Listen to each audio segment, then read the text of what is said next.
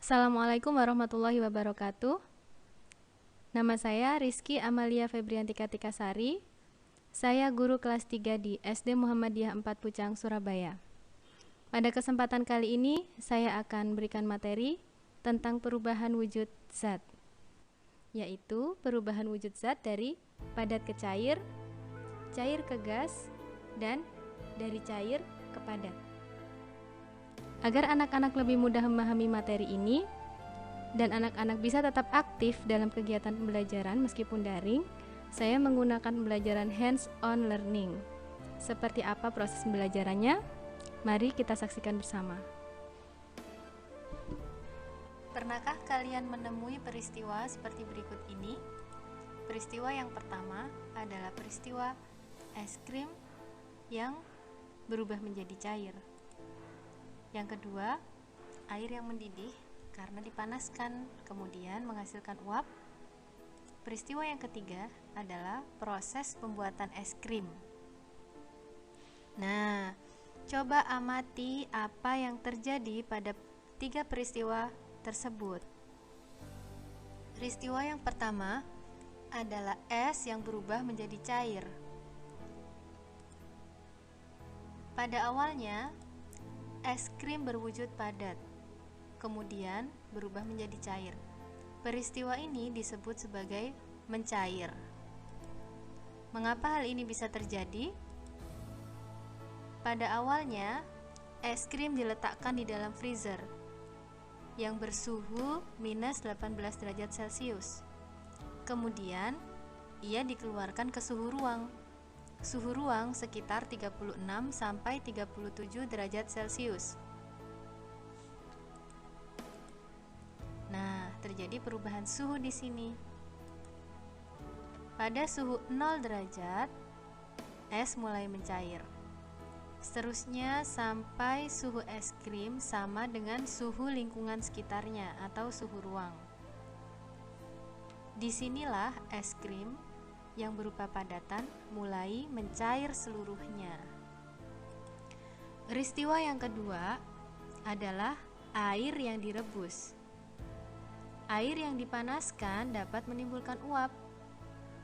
Lama-kelamaan air tersebut akan semakin berkurang volumenya. Mengapa demikian? Karena air berubah menjadi uap. Peristiwa ini kita sebut sebagai menguap atau penguapan. Mengapa hal ini bisa terjadi? Nah, air normal memiliki suhu kisaran 30 derajat Celcius. Ketika dipanaskan sampai mencapai suhu 100 derajat Celcius, ia akan mulai mendidih. Jika terus dipanaskan, suhunya akan meningkat dan uap air akan terjadi di situ.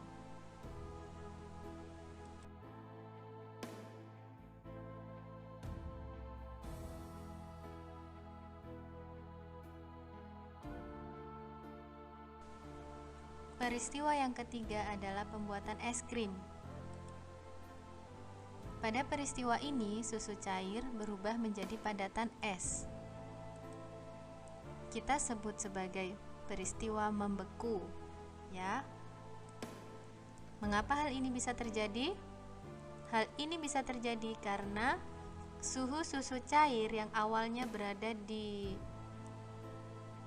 suhu 30 derajat Celcius didinginkan hingga mencapai minus 18 derajat Celcius, sekitaran itu. Ada proses pendinginan di sini, kemudian terjadi perubahan suhu, yaitu suhunya turun. Mulai suhu 0 derajat, susu cair perlahan-lahan berubah membeku sampai suhu beku freezer. Bagian perubahan wujud zat bisa kita lihat pada bagian berikut ini. Ada 3 macam zat, yaitu padat, cair, dan gas. Perubahan wujud dari padat ke cair kita sebut mencair, cair ke gas kita sebut menguap, dan sebaliknya, dari cair ke padat kita sebut sebagai membeku. Dapatkah kalian menyebutkan peristiwa perubahan wujud lainnya dalam kehidupan sehari-hari? Hari ini kita akan mempraktikkan ya perubahan wujud zat dari padat ke cair, dari cair ke padat, dan dari cair ke gas. Nah, yuk langsung saja kita lakukan praktikumnya. Oke. Yang pertama, Bu Rizky mau tunjuk Zilfana. Oke. Kita akan praktikum tentang penguapan, Zilfana. Celupkan kain lap ke dalam baskom. Oke. Kemudian pastikan semuanya basah. Angkat. Angkat, peras. Nah, supaya dia terjadi perubahan wujud dari cair ke gas, kita harus memanaskannya dengan cara menjemur di daerah yang terkena sinar matahari. Oke? Dijemur ya. Oke. Tadi sudah dapat contoh dari Zilfana, silahkan yang lain melakukan hal yang sama seperti apa yang dilakukan oleh Zilfana. Oke.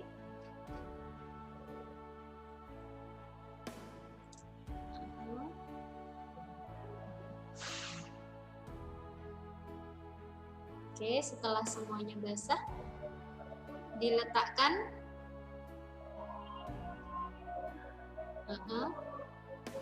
di tempat yang terkena sinar matahari. Sekarang diletakkan semuanya.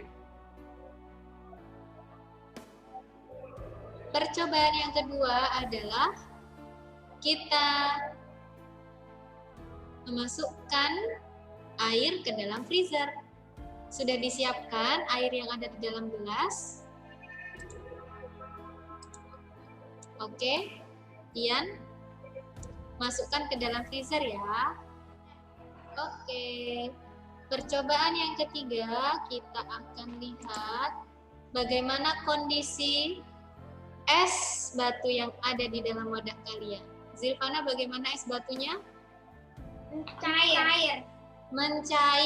Tadi awalnya di di mangkuknya ada airnya enggak?